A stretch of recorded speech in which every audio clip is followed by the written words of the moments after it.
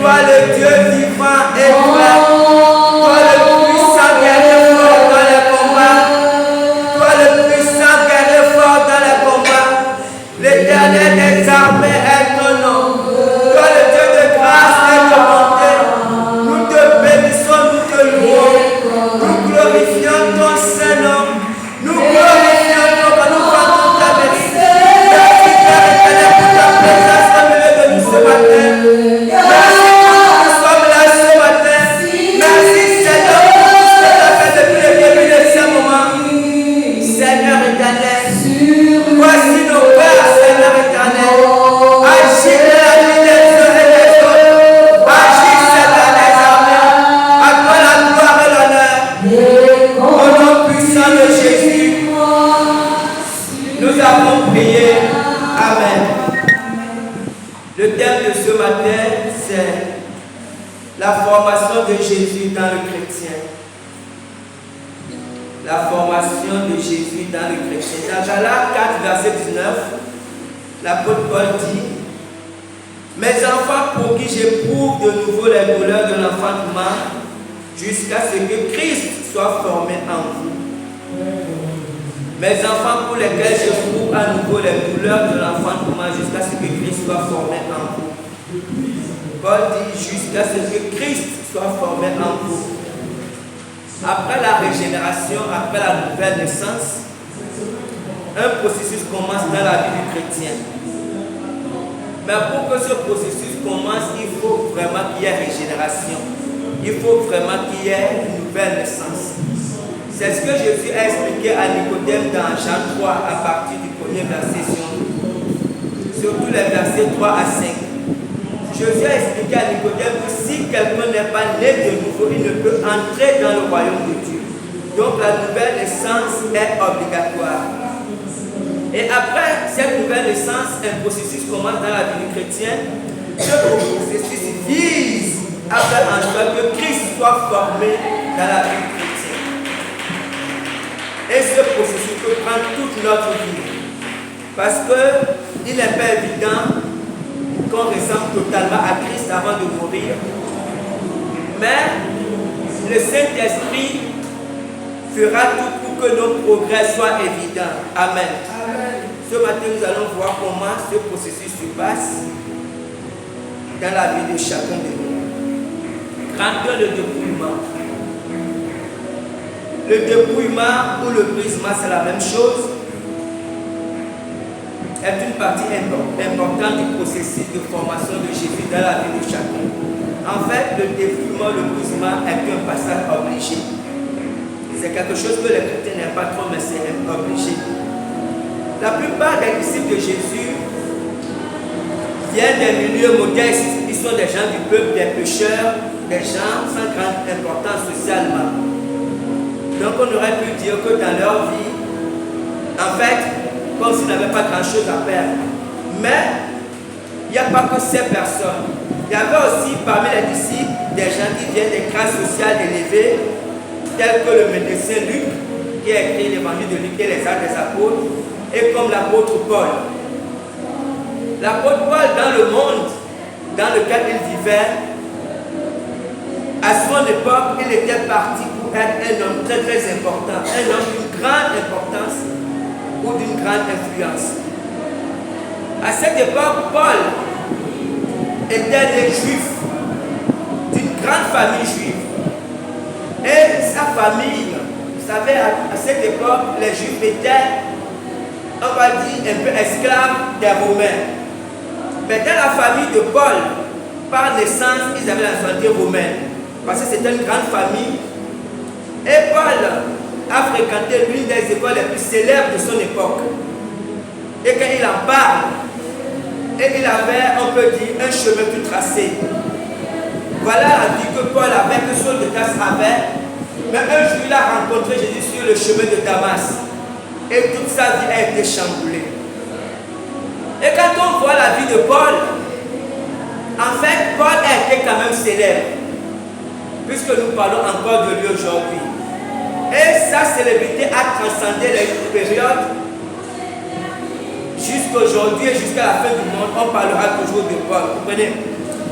c'est un homme qui était destiné à une certaine gloire, à une certaine célébrité à son époque. Et s'il n'avait pas été chrétien, il aurait été célèbre, à coup sûr, le chemin qu'il avait. Mais cette célébrité devait seulement rester dans les annales, dans les livres d'histoire des Juifs. Il devait être connu, mais peut-être que dès le 1er siècle, son nom devait s'éteindre. Mais Dieu a fait de lui un prédicateur de l'évangile, comme lui-même dit, un prédicateur dans les chaînes, et Dieu l'a donné une célébrité qui a transcendé les temps. Quand on voit de près, Moïse a une vie un peu similaire. Moïse, par le hasard des choses, on peut dire ça comme ça, il s'est retrouvé dans la maison de Pharaon. Il ne devait pas être là-bas parce qu'il était juif et son peuple était esclave.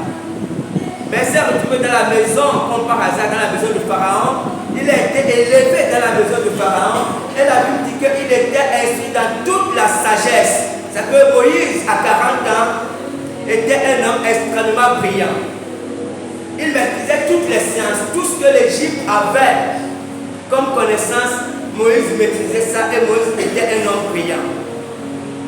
Et à cause justement de ses qualités personnelles, Moïse a voulu aider ses frères, le peuple juif, et il a échoué lamentablement. Après ça, il est parti, il a fui, il est parti dans le désert, il a traîné dans le désert.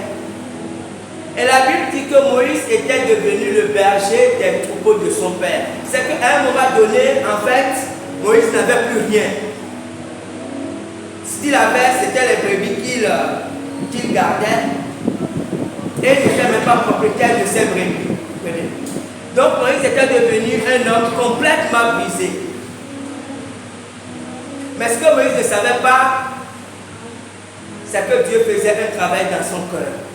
Vous savez, le dépouillement, en fait, c'est un processus par lequel Dieu enlève à un homme, à une femme, tout ce sur quoi il peut prendre appui. Ou tout ce qui peut lui permettre de se vanter ou de compter sur lui-même. Comprenez, ça peut être sa famille, son argent, son travail, son éducation, tout ce que vous voulez. Tout ce que, lorsque on devient chrétien, tout ce qu'un chrétien prend comme appui et tout ce qui peut menacer la gloire de Dieu dans sa vie sera forcément ébranlé. Sauf si cette personne n'est pas vraiment née de nouveau. C'est un passage obligatoire. Parce qu'on ne peut commencer à vraiment grandir que lorsqu'on va se confier en Dieu, que lorsqu'on va mettre sa confiance, lorsque Dieu va devenir notre appui, c'est à ce moment que nos progrès seront évidents. Mais tant qu'autre chose sera notre appui, notre famille, notre argent, quel que soit ce que nous voulons, nous aurons du mal à avancer avec Dieu. Amen. Amen. Le processus de dépouillement. Jean 15, verset 2. Tout ça qui est en moi, grand 2, le processus de dépouillement. Je n'ai pas de grand 2, je crois. Grand 2, le processus de dépouillement. Jean 15, verset 2. Tout ça qui est en moi et qui ne porte pas de fruit, il le retranche. Et tout ça qui porte du fruit, il le monte afin qu'il porte encore plus de fruits. Jésus a expliqué concrètement comment ce processus se passe. Comment le brisement ou le dépouillement, quel que soit le qu'on lui donne, se passe. Et cet enseignement nous permet de voir qu'à un moment donné, à l'instant T dans une église, il y a 3 catégories de personnes par rapport au dépouillement.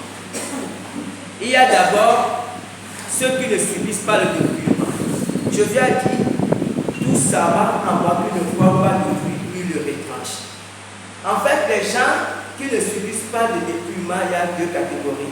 Il y a d'abord les nouveaux chrétiens, ils ne passent pas le dépouillement parce qu'ils sont encore trop jeunes dans la foi et Dieu ne veut pas les faire subir des preuves.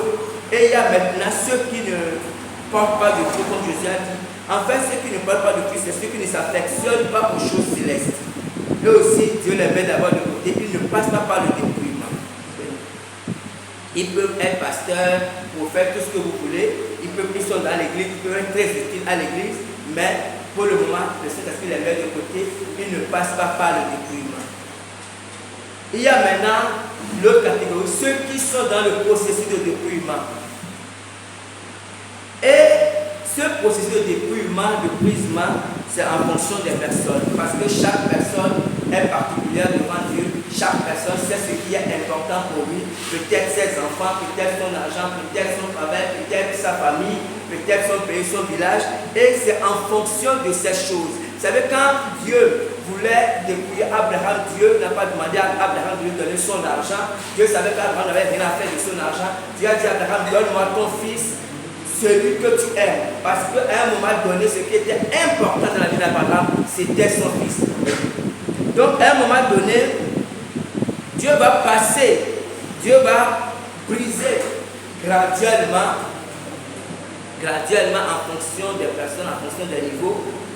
Dieu va commencer par ôter les choses, briser les appuis, tout ce qui peut nous empêcher d'avoir totalement confiance en Dieu. Et c'est des moments très difficiles, c'est des moments extrêmement difficiles. Ceux qui sont dans ce processus, ça peut être le travail, ceux qui sont dans ce processus peuvent beaucoup souffrir. Ils peuvent beaucoup souffrir. S'ils ne savent pas, ils peuvent même s'interroger, penser que Dieu les a abandonnés. Non, ils sont dans un processus de dépouillement. Et ce passage est obligatoire. Et il y a ceux qui sont déjà passés par là. Ceux qui sont déjà passés par là, parce que, en fait, ce n'est pas que le processus passe une fois. Ce processus peut passer un temps, après Dieu donne un temps de repos, après Dieu, en fonction du niveau spirituel. Mais ceux qui sont passés par là et qui ont réussi ont une certaine attitude. Et c'est de ça que l'apôtre Paul parle dans Philippiens 4, versets 11 à 13. Ce n'est pas en vue de mes besoins que je dis cela, car j'ai appris à être content de l'état où je me trouve. Je sais vivre dans l'humiliation et je sais vivre dans l'abondance. En tout et partout, j'ai appris à être rassasié et à avoir faim, à être dans l'abondance et à être dans la misère. Je puis tout par celui qui me fortifie. Dans ce texte, la phrase la plus importante, c'est j'ai appris. Vous savez? C'est très important ce que Paul dit. Paul n'a pas dit j'ai la capacité. Paul n'a pas dit que je suis puissant. Il n'a pas dit comme nous disons aujourd'hui, je suis apôtre extraordinaire, prophète général. Paul dit j'ai appris. Comprenez? Et dans tout apprentissage, on sait qu'il y a la répétition. Et on sait aussi que personne ne peut assimiler une chose pour la première fois. Et on sait aussi que dans l'apprentissage, il faut du temps. Paul n'a pas dit le nombre de mois ou le nombre d'années que cela lui a pris pour maîtriser cela. Parce qu'au moment où il parle, il avait déjà acquis cette chose. Il a dit, je sais vivre dans l'humiliation et je sais vivre dans l'abondance. Je sais vivre. Ça veut dire que si tu deviens président de la République, je n'aurai aucun problème avec ça. Et si je deviens l'homme le plus pauvre de la terre, je n'aurai aucun problème avec ça. Parce que Paul dit. Mais Paul n'a pas dit que j'ai dit, mais j'ai appris cela. Ça veut dire qu'il a fallu du temps. Comprenez? Il a fallu du temps. Peut-être que le premier mois, c'était pas évident pour Paul et qu'il a trébuché. Peut-être que la première année même, c'était pas évident pour Paul. Mais Paul avait atteint un niveau où il avait acquis cela. Et en fait, chaque enfant de Dieu, si on est du moins, si on est vraiment né de nouveau, on apprend chaque chose. On apprend chaque chose par le Saint-Esprit. Parce que c'est le Saint-Esprit qui est l'enseignant, qui est le maître. C'est lui que Dieu a mandaté d'enseigner, d'encadrer les chrétiens. Et le Saint-Esprit nous apprend des choses. Donc, il est important pour nous de savoir que lorsqu'on devient chrétien, en fait, on rentre dans une école spirituelle. Et le but, c'est que Jésus soit formé en nous. Mais pour que cela arrive, le Saint-Esprit nous apprend, quelle que soit la situation. Et c'est ce qui est sur avec le Saint-Esprit. Quelle que soit la situation dans laquelle on se trouve, qu'on soit en haut, qu'on soit sommet, qu'on soit au milieu, qu'on soit à terre, quelle que soit la situation, le Saint-Esprit est puissant pour nous apprendre toujours une leçon. Parce qu'il veut nous amener à un niveau où on pourra dire comme Paul, j'ai appris. Amen. Grand 3, l'obéissance de Jésus. Grand 3, l'obéissance de Jésus. L'apôtre Paul qui a déjà appris, c'est lui qui a écrit ici Hébreux 5, verset 7 à 8. C'est lui qui, dans les jours de sa chair, ayant présenté avec de grands cris et avec larmes, des prières et des supplications à celui qui pouvait le sauver de la mort, et ayant été exaucé à cause de sa piété, a appris, bien qu'il fût fils, l'obéissance par les choses qu'il a souffert. Ici, c'est de Jésus que Paul parle. Et c'est l'apôtre Paul qui parle de Jésus. Et l'apôtre Paul dit que bien qu'il fût fils, Jésus, dans les jours de sa chair, quand il était sur la terre, il a présenté avec de grands cris et avec larmes, des prières et des supplications.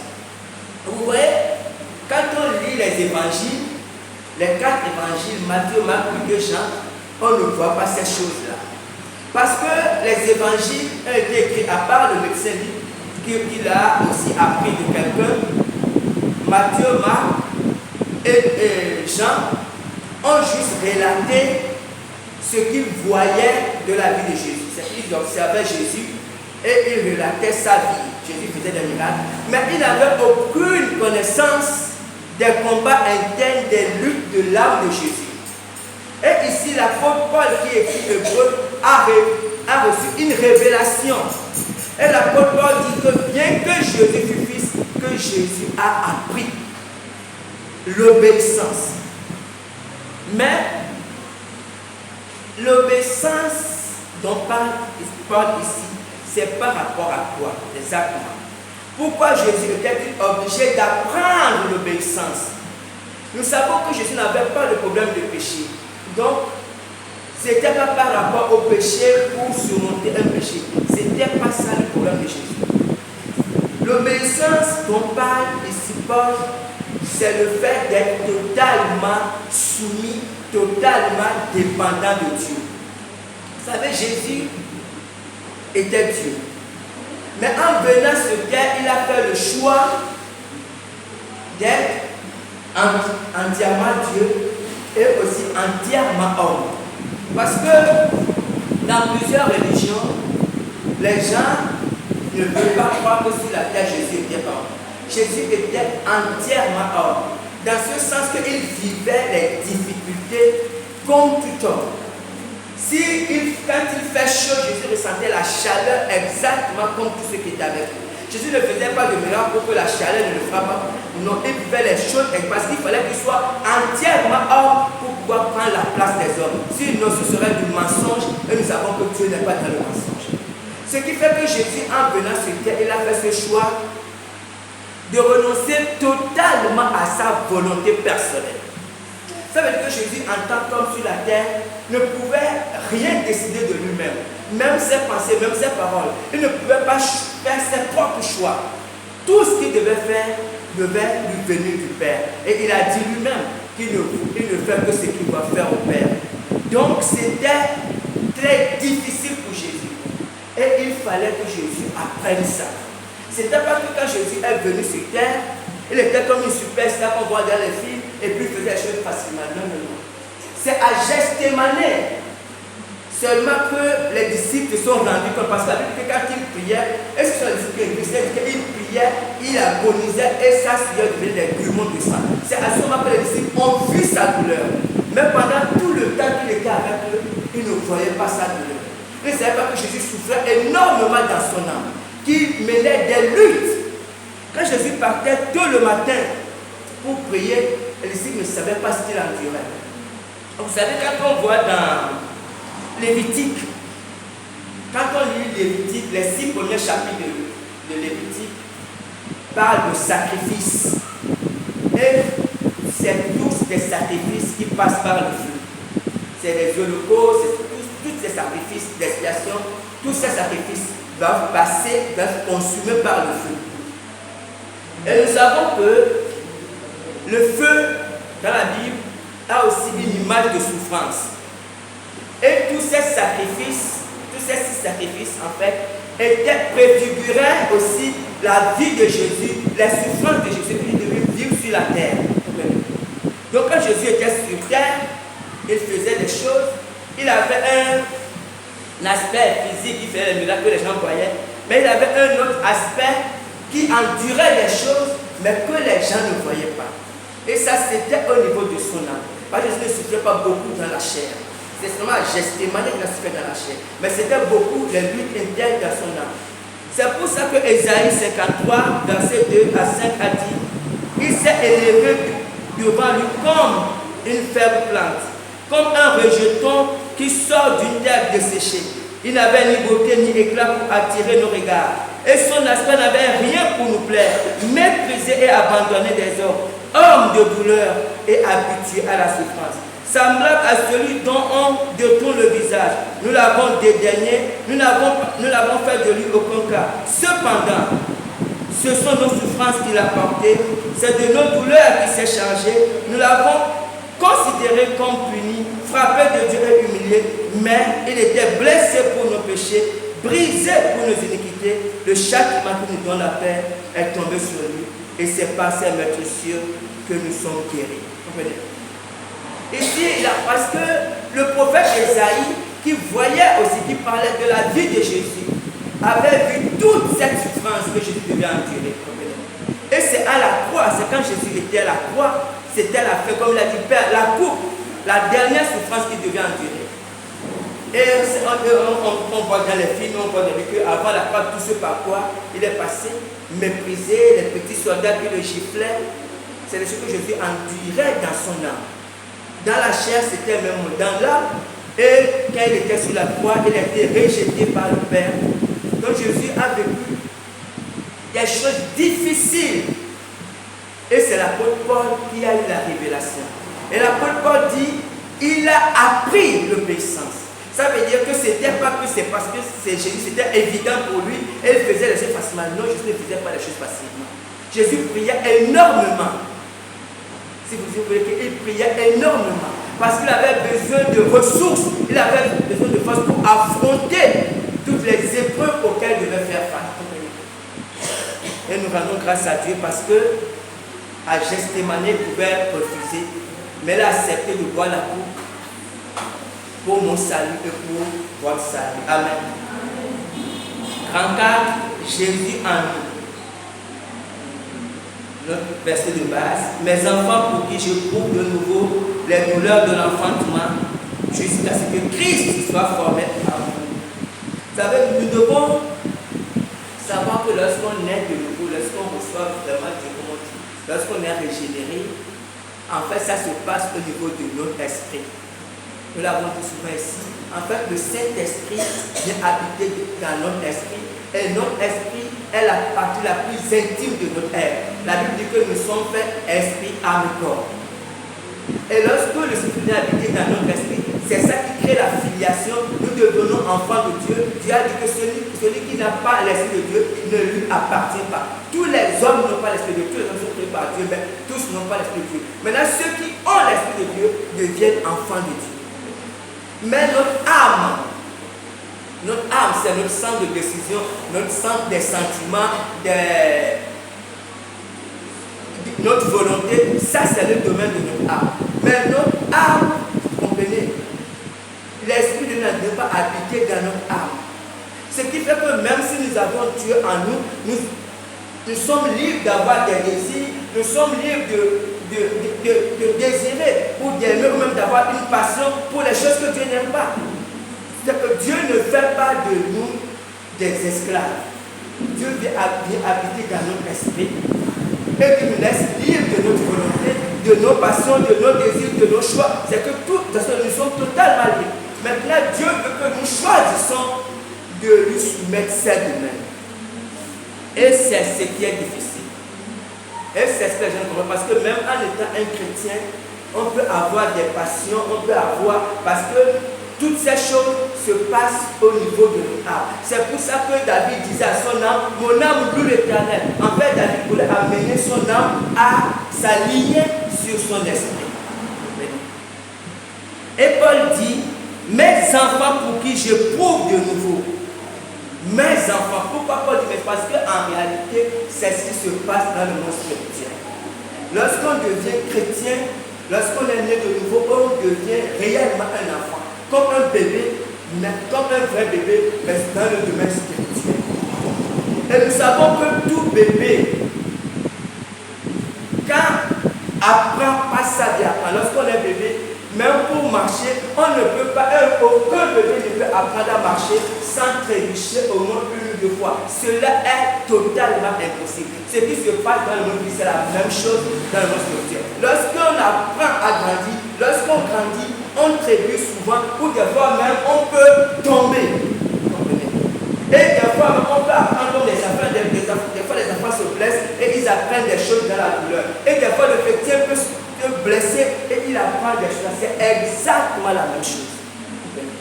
C'est pour ça que Paul dit que mes enfants, et Paul, ce que Paul fait, Paul prie pour ses enfants afin que ses enfants puissent apprendre, puissent grandir normalement. Donc nous devons comprendre ça. Nous devons comprendre que quand on est chrétien, nous devons faire ce que Paul dit à Timothée, que tes progrès soient évidents. Et ce que le Saint-Esprit fait, comme c'est lui qui est chargé de l'éducation de chaque chrétien, il nous maintient dans un état de faiblesse. Ça aussi c'est obligatoire quand on est chrétien. Au moins dans un domaine. Parce que, vous savez, l'ego de l'homme vient rapidement se manifester, même quand on ne veut pas. L'apôtre Paul dit dans 2 Corinthiens 12, verset 9 à 10, il me dit, ma grâce te suffit, car ma puissance s'accomplit dans la faiblesse. Je me glorifierai donc bien plus volontiers de mes faiblesses, afin que la puissance de Christ repose sur moi. C'est pourquoi je me plais dans les faiblesses, dans les outrages, dans les calamités, dans les persécutions, dans les détresses, pour Christ, car quand je suis faible, alors je suis fort. Qu'est-ce qui te passe? Qu'est-ce que le Saint-Esprit fait? Le Saint-Esprit sait exactement comment un homme fonctionne, comment une femme fonctionne. Et le Saint-Esprit crée en nous comme un équilibre. Il fait un travail dans notre esprit. C'est un travail invisible que nous ne voyons pas. Et quelquefois, nous n'avons pas l'impression de progresser, mais alors que nous progressons. Vous voyez, quand Dieu a appelé Moïse, au bout de 40 ans, Dieu a dit à Moïse, je veux t'envoyer. Moïse a dit, non, moi ça ne m'intéresse pas, envoie quelqu'un d'autre. Dieu faisait tout, Moïse dit, non, moi ça là, je ne peux pas le faire. Pourquoi Moïse ne peut pas le faire? Parce que ce que le travail que Dieu faisait dans le cœur, dans l'esprit de Moïse, c'était un travail secret. Moïse se levait tous les jours pendant 40 années. Il prenait ses brebis, il allait les garder, il les ramenait pendant 40 ans. Moïse ne savait pas qu'il était à l'école de Dieu. Et à un moment donné, Dieu a dit, oh, Moïse était l'homme le plus patient que tous les hommes de la terre. Dieu voulait atteindre un objectif dans la vie de Moïse. Et quand Dieu a dit que c'était atteint, Dieu a appelé Moïse. Dieu l'a tiré par le buisson ardent. Mais Moïse ne savait pas qu'il était, même ne savait pas qu'il était patient. Parce qu'il se rappelait de ce qu'il était avant. Il a dit à Dieu, non, ça là, je ne suis pas dedans. Dieu a dû l'obliger un peu. Vous comprenez? Donc ce qui se passe, c'est que Dieu fait un travail dans notre vie. Mais ce travail est secret. Nous ne le savons pas.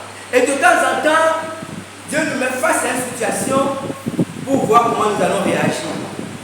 Et quelquefois nous échouons. Et quelquefois nous réussissons. Et c'est lorsque nous échouons que d'abord nous-mêmes on se rend compte, mais Dieu aussi se rend compte que nous ne sommes pas encore prêts. Diverses situations. Ça peut être une situation de péché, une situation de, je ne sais pas, de plusieurs situations en fonction de la vie des uns et des autres. Vous comprenez? Dieu, et quand on échoue, il n'y a pas de problème, le Saint-Esprit continue. Il sait que là, elle n'est pas encore prête pour quelque chose, et il continue. Parce que son objectif, c'est de faire en sorte que Christ soit formé en nous. Et c'est quoi Christ formé en nous? Christ formé en nous, c'est qu'à un moment donné, quand on nous voit, on doit voir Christ. C'est qu'on doit refléter Christ. Quand on nous fait du mal, on doit pouvoir répondre par la gentillesse. Comprenez? Voilà Christ. Et tant qu'on n'a pas atteint ça, le Saint-Esprit continue son travail. En fait, il fera ça jusqu'à notre mort. Nous devons comprendre ça. Et comme il fait ce travail, en même temps, il ne peut pas nous détruire, il peut nous ouvrir certaines portes. C'est-à-dire que dans un domaine, nous pouvons avoir des difficultés, et dans d'autres domaines, tout peut aller bien. Pourquoi? Là où nous avons des difficultés, c'est ce que Paul dit, c'est une écharpe que le Saint-Esprit met. Paul dit, afin que je ne sois pas orgueilleux, je vais le paraphraser, il a mis une écharpe. Et Paul pensait que c'était un problème. Paul a dit qu'il a prié, Dieu a dit non, ce problème restera comme ça, parce que ça fait l'équilibre. En même temps, tu es un homme de Dieu extraordinaire, tu fais des choses extraordinaires, en même temps, tu auras cette faiblesse pour te rappeler que tout ce que tu fais, que vient de moi. Amen. Amen. Donc nous devons comprendre cet équilibre que Dieu établit. Il est impossible d'être, quel que soit le domaine, parce que s'il n'y a pas de charge dans notre vie, qu'on veuille ou pas, on ne peut pas faire d'efforts pour ne pas être orgueilleux. C'est faux. Parce que l'ego surgit. Lorsqu'on fait des choses, on fait des exploits, lorsqu'on fait des bonnes choses, on travaille bien, l'ego vient tout de suite. Parce qu'on est fier, on est content et l'ego veut prendre le dessus. C'est pour ça que Dieu met toujours une charte pour nous rappeler quelquefois que tout est grâce. Amen. Et vous savez, le Saint-Esprit qui a été mandaté par Dieu pour former le chrétien, il a décidé, comme on dit souvent, que quand on accepte le Seigneur, tu dois accepter le Seigneur, tu dois accepter Jésus, tant pour moi comme Seigneur et Sauveur. Le Saint-Esprit aurait pu dire comme Sauveur et Seigneur, mais là, dit non. Il a mis d'abord Seigneur en premier plan et Sauveur vient après. Et c'est très important. Dans les faits, nous ne faisons pas les choses que Saint-Esprit veut. Jésus peut être notre Sauveur, effectivement. Le Sauveur nous bénit, guérit nos maladies, nous fait du bien. Et tout ça, tout le monde est content. Mais si Jésus n'est pas notre Seigneur, nous ne pouvons pas aller loin dans la vie chrétienne. C'est impossible. Parce que, de même que Jésus lui-même a été soumis au Père, de même nous devons être soumis à Jésus pour aller loin dans la vie chrétienne. En fait, nous devons choisir nous-mêmes. Nous devons dire au Saint-Esprit, je te confie ma vie, je te soumets tout. Prends le plein contrôle pour que le Saint-Esprit puisse agir. Parce qu'il ne va jamais nous obliger. Jésus a dit, c'est ce qu'on appelle renoncement. Le Saint-Esprit veut faire ce travail dans la vie des uns des autres, mais il ne peut obliger personne. C'est pour ça qu'il faut que Jésus soit notre Seigneur. Nous devons choisir, en fait, de faire allégeance à Jésus. Quand il dit de faire, c'est vraiment dans notre vie. Pas seulement c'est non. C'est un choix qu'on fait. On dit Dieu, je te soumets. Quand on dit je te soumets ma vie, on le dit vraiment. Parce que quand on le dit, des choses peuvent arriver. Des choses peuvent arriver et on doit être sérieux. Et Dieu nous donne le temps de faire ce choix. Et c'est quand on fait ce choix que le Saint-Esprit a la latitude d'agir dans notre vie comme il veut. Il fait les choses dans notre vie comme il veut. Parce que c'est à moi qu'il commence à appliquer le plan de Dieu pour notre vie. Parce que Dieu a un plan pour chacun. Maintenant qu'on va refuser d'être soumis à Jésus, il sera difficile au Saint-Esprit d'agir librement dans notre vie. En fait, il sera difficile de faire en sorte que Jésus soit formé en nous. Parce que, comme je disais, la formation de Jésus en nous, c'est de nous amener à un niveau où c'est ce que la Bible dit. Jésus a dit que vous êtes la lumière du monde. Et quand les gens nous voient dans notre comportement, dans nos choix, les gens voient Jésus en fait. C'est ça. Et force est de reconnaître qu'aujourd'hui, en tout cas, il y a des chrétiens que vous savez, aujourd'hui dans notre génération, honnêtement, il est compliqué. Il est même très compliqué. Et il y a des hommes de Dieu puissants. Il y a des hommes de Dieu remplis d'onction. Tout ça, c'est vrai. Mais des hommes, des femmes de Dieu qui ont le caractère de Jésus, je pense qu'on peut les compter. Et c'est ça la difficulté. Or, c'est la chose la plus importante pour Dieu. Faire en sorte que Christ soit formé en nous. Amen. Et que Dieu bénisse sa parole.